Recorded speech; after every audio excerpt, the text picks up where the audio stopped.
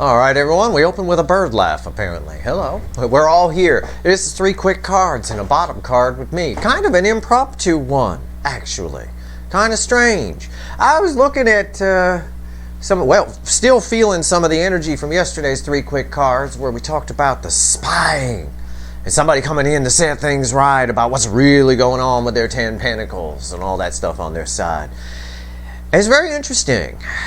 I have a friend who was also fairly, well, she's more psychic than energy reader. And she made a suggestion that I probe into what the other side learned from all of this. And she never says anything without purpose, you know. She knows damn well she already knew the answer. She liked the police. The police rarely ask a question that they don't already know the answer to, you know, that kind of thing. So, okay, I said, okay, I'll go pull that later. So here I am. 3 quick cards with me. It's a general reading. It may or may not resonate with you, and if it doesn't, whatever. Either way, I'm entertaining. Sometimes, anyway. It may or may not resonate with you, but if you came in here, if you found Steve's Love Tarot, generally you found it for a reason, all right? This reading is timeless. Whenever you find it, you're meant to find it. So, like Dionne Warwick talking to my psychic friend, what did the other side learn from the Divine Feminine? What did the runner side learn? I mean, what did they learn while they were spying? You know, obviously they're defensive. We saw in the reading yesterday that the energy wants to come in and correct. No, my 10 of Pentacles is this and my 10 of Pentacles is that. If you haven't watched that reading, you should. And there's a reason I'm saying that, of course. Anyway, through all this spying and through energetic osmosis, the other side, the runner's side, learned a lot as the Empress grew. Okay? We've been saying that. But we never really asked specifically what they learned. It's very interesting in my pre-shuffle, all right? It's 3 quick cards and a bottom card, but you all know it's like 400 cards, right? They learned about love. They learned about what makes them happy, 9 of Cups. They learned, believe it or not, they learned a little bit from you about how to make more money, something they like. They learned a little bit about how to make more money, perhaps by incorporating some cups. Cups are the key to everything. You know, hey, I'm telling you, they also worked on themselves a little bit. That energy is here too with the 8 of Pentacles. They learned how to communicate. They're actually a little more open and inclusive with people than they were before, than they were around the time they ran from you, where they were shut down. How about that, 8 of Wands? They also learned to access their inner wisdom a little bit. They opened their soul up a little bit, had a dark night of the soul, or at least a partial one. But this is about, the Hermit is about accessing inner wisdom. And that's also what they picked up from you. And they also know that there's new horizons. There's other things out there. You showed them 3 of Wands. You showed them that there's more than just what's on the shore here. There's a whole world out there. Go out there and get it. That kind of thing. You showed them that there's something else. I can't go much further at the bottom of the deck. Really, it's just a 9 of Swords. You gave them a lot of grief. Okay, 9 of Swords. You also showed them that maybe some of you with this 8 of Cups showed them that what they had on their side that they thought was love was 8 broken cups. And they need to walk toward the 9 of Cups, which coincidentally is where we kind of started here a little bit. The second card in. They learned a lot. My psychic friend knew that. That's why she having me pull this reading. Yeah, okay. All right, here we go. Let's do 3 cards. Now, you know, I think it was the right thing to do to have me pull this reading. I get where she's coming from. You might want to know. What exactly did I show this person? This person learned a lot from you. I say that in a lot of the readings. But it's true. They picked up a trick or two. And this may have been somebody, I want to point this out because it's in the energy. This is just me energy reading, okay? And it won't apply to all of you. But for some of you, your person was sort of a science-based, almost facts-only kind of personality. In other words, they weren't very spiritual. They weren't really open to astrology or the idea of the soul and all of that, and the things that we talk about here, the spirituality that we kind of go with here. But you kind of changed them on that a little bit. If you brought all that down a little bit, they kind of thought, maybe there is something to this. I can see how the science blends with it or whatever. And that energy is there. That might be what some of you learned too. Learn some of the science, like from me, for example. That's a possibility as well. But for someone here, you've got someone who was part of like maybe a more rigid-based type traditional religion, and you opened up their spirituality a little bit. And that's a beautiful thing, right? That's a beautiful thing. You can be flexible with the kind of things. And there's nothing in the spirituality, as I wrote in the blog once, that I teach that flies in the face of the Bible, for example, or something like that. It doesn't. In fact, it backs it up. It all backs it up. And science backs up a lot of what's in the Bible. A lot of it, not all of it, but a lot of it. You know, it kind of makes sense. It just says it different ways, that's all. So somebody just needs to have, people just need to have an open mind. I studied comparative religions for a long time. And I think if people had more of an open mind, we'd have a lot less wars over religions, because, to be honest with you, they have more similarities than they do dissimilarities. Okay? All right, let's see where we go here. They all just say things a little different. That's all. Eye for an eye, the Bible says. The Bible says eye for an eye. Really, it's just talking about what other religions and what a lot of us would know as karma. Karma will get them. You know, that's it. It's just saying it differently, that's all. Well, there you go. Let's go here. Let's see what we got. Give me 3 cards and a bottom card anyway. I'm just saying, we're all a lot more similar than we think we are. I think your person was a little closed-minded. I'll be interested to see what these 3 cards are. I haven't looked at the bottom card. It's the 2 of Wands. The center card, the Knight of Pentacles, and the 10 of Cups. What's the bottom card? I haven't looked. Everything we just talked about just got backed up on the table. The High Priestess. The High Priestess crossing the Knight of Pentacles. Slowly but surely, this person picked up a trick or two from you. A lot of it was it's a bit of slow medicine, as I wrote about once. It always is slow medicine. It's tough. It's tough for people to adapt and change their belief systems, or sort of, kind of realize the similarities and blend with someone else's or something like that. You opened their eyes. You showed them a new way, basically. They learned a few new tricks from you. And because of that, their horizons are open. I got the 2 of Wands here. I had the 3 of Wands earlier. You've given this person, if nothing else, you've given this person a reason to go on, something new to look at, something new to see. That's a kind of a terrific thing. I see it with the 10 of Cups here.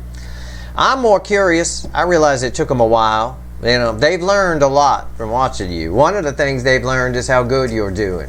And that's something that, well, it drives them a little crazy, a little bit, I suppose. The 2 of Wands. Let me pull a couple cards on the 2 of Wands here. I'm not worried about the 10 of Cups or the Knight of Pentacles. I already explained all that. That's pretty self-explanatory. Tell me about the 2 of Wands. Tell me about it.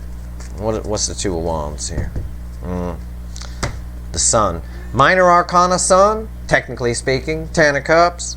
And the happiest card in the deck. Second happiest and the happiest. Right there. The 2 of Wands leads to the 10 of Cups. The 2 of Wands is also crossed by the Sun, the happiest card in the deck. You make this person happy. You showed them something new. It's going to vary for all of you what specifically, but we've already run through a bunch of it. They learned a lot. The pre-shuffle showed us some of what they learned. 6 of Cups. Okay. And believe you me, you forced this person to look at things that they didn't want to see about themselves and their past and the way they've been and the way they've been acting and the way they've been behaving. And right here, the Queen of Wands, that's how they've been behaving. Fake. Everything around them, everything in their life. It's pretense. They put out pretense. They pretend that everything is great, and yet underneath they carpet swept. They never dealt with any of the pain, any of the past pain. Anything from a handsy uncle, like giving them a bath a little too much, all the way up, straight up through bad relationships they had in their early adulthood where people treated them like shit or something like that. All the behaviors, everything that's ever affected them, they just mask it out with a smile. People would probably say this person smiles a lot. This person might even have, as I said the other day in a reading, laugh lines. Laugh lines, they develop from people who smile way too much, like all the time. And I don't have laugh lines. I don't smile that much. I don't. I'm a neutral person. Most people who are pretty stable aren't big smilers, to be honest. You know, I'm just me. I'll smile when there's something to smile at and laugh. But I'm not smiling just to appease people so that they absolutely think that everything is great in my life. No, I say hello when I run into my neighbors out shopping or something like that. I say hi, but I don't smile. I'm like, hey, what's up? Hey, how you doing? You know, like that. It is what it is. I'm just saying, I'm describing an energy that's here, but I'm describing a person. And based on that spying reading I did yesterday, for some of you, I'm describing a person who's watching right now. Right here, the Ten of Wands. Right there. You created a big burden for this person because you were heavy on their mind. But when it's bookending the Six of Cups, when they were forced to look back at all this stuff, a lot of them just went fakey McFakerman with it, as we've seen in the readings. A lot of them just went fakey McFakerman and tried not to look at it and laughed it off and brushed it off. But a lot of them didn't, or are just getting around to not right now. The Ten of Wands, that's, you know, look at the picture on the card. It's heavy. It's burdens. The burdens of the past, you force them to look at and deal with. And that's a wonderful thing. You showed this person that there is happiness out there, because I don't care how big the laugh lines are. I don't care how big the smile is in every fucking picture they take. I don't care. This person was not before you crossed paths with them, living there, had any idea that there could be that much happiness out there, that there could be something that might get them excited about a decent life. I don't think a lot of them were living a good life. I think they were just pretending that it was good, and it is what it is. Either way, this is what the energy is saying. If it's for you, great. If it's not for you, that's fine too. This reading will reach out to a lot of people, so it is what it is. But I tell you what, I'm going to pull one crossing card on the Ten of Cups, and then we're out of here. Just because I'm curious. My intuition tells me to do it, so I'm going to do it. Tell me about this Ten of Cups, because it's a little bit of fairyland. I think they daydream a little. I think they think about a life, maybe. You showed them another life. This is fairyland, right? It can be daydreams. You give somebody something to daydream about. You give someone something to manifest, right? That could be a Steve Love Tarot t-shirt right there. You give someone something to daydream about. You give them something to manifest. You do. Our daydreams get manifested. My whole life is a manifestation of the daydreams I had when I was a kid. I'm doing everything I dreamt about when I was a kid, except for, well, I didn't dream about being a tarot reader on YouTube, but that's just one little thing I do. I mean, but the reality is everything I do is what I dreamt about. I'm a guitar player. I play guitar. I was in bands. I did, you know, all that shit. And that was all that. Everything. Living in Los Angeles, Hollywood, it's all there. It's all part of those daydreams. So what are they daydreaming about? What's this Ten of Cups here? God, I love tarot. I do. It's the Wheel of Fortune. They're daydreaming about changes. They're daydreaming about making some changes. They see a future. The daydreaming that they're doing is causing the wheel to turn, the wheel of destiny. Your connection, you crossing paths with this person, you having a soul connection, you having a soul recognition with this person, instantly lit the wick for them. It was a chance for them to, destiny kicked in, their whole life changes. This person's going to make some changes. There's going to be some burdens here, but if nothing else, if they never come towards you, if you never hear from them, they're never around, you're never together, you're never in the life, which I highly doubt for most of you. But if that never happens, either way, you profoundly affected this person's life with the Wheel of Fortune crossing the Ten of Cups here. Okay? You profoundly affected this person's life. There's no doubt about it. What's on top? I'll pull one card. What's on top? The Ace of Wands. I didn't know that was there. I could have gotten egg on my face, but not today. Ace of Wands. It's a passionate new beginning. That's what they're dreaming about.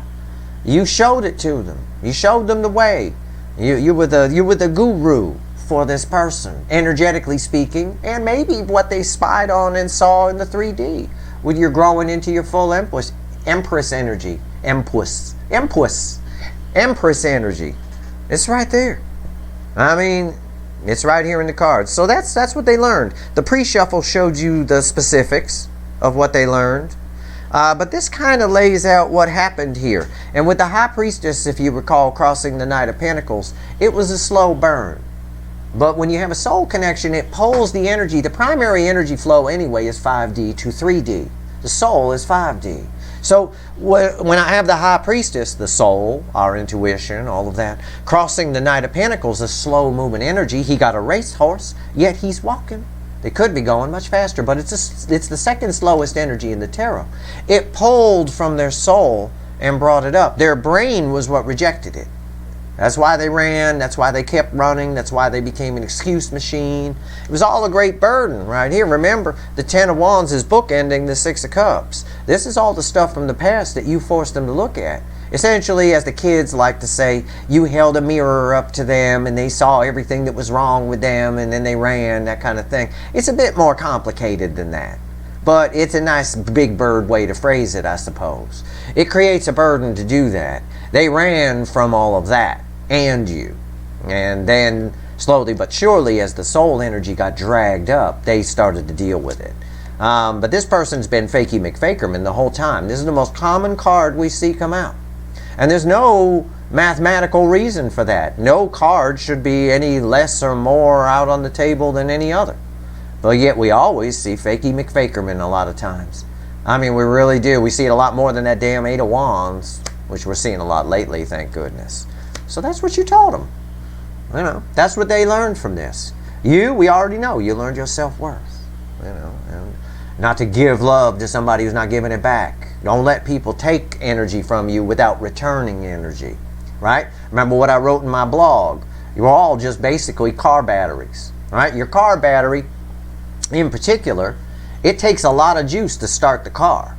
A lot of energy has to come out of that battery to start the car. That's why if you leave your lights on all night, yeah, the lights are still on in the morning. That doesn't take much to run. But there isn't enough juice left to turn the engine most of the time. That battery needs to have that energy put back. The battery gives to the starter. The starter turns the engine. And then the engine starts. And the engine, through the alternator, gives back to the battery and charges the battery back. Energy requires reciprocation. Okay? It's reciprocation right there. You do not. What you don't do is just take the battery and start the car and then disconnect the alternator so it doesn't give anything back. Well, you're only going to get about 2 starts out of it. It's going to drain you. And that's what happened to the DF. They got drained because they gave and they gave and they gave and got nothing back. So that's what you learned. But that's not what this reading's about. You learned not to do that. Not to keep starting the car if the alternator's disconnected. That's crazy. You're not going to get a recharge. You need people to give back. This person now knows about energy reciprocation. They now know that they need to give back. But there's still fakey McFakerman energy here. So they're still working on the past pain, as we saw in today's North Node reading. North Node Pluto trine reading. All right? That said, if you haven't watched that, I encourage you to do that. All right? That's your reading. I hope this reading was helpful. All right?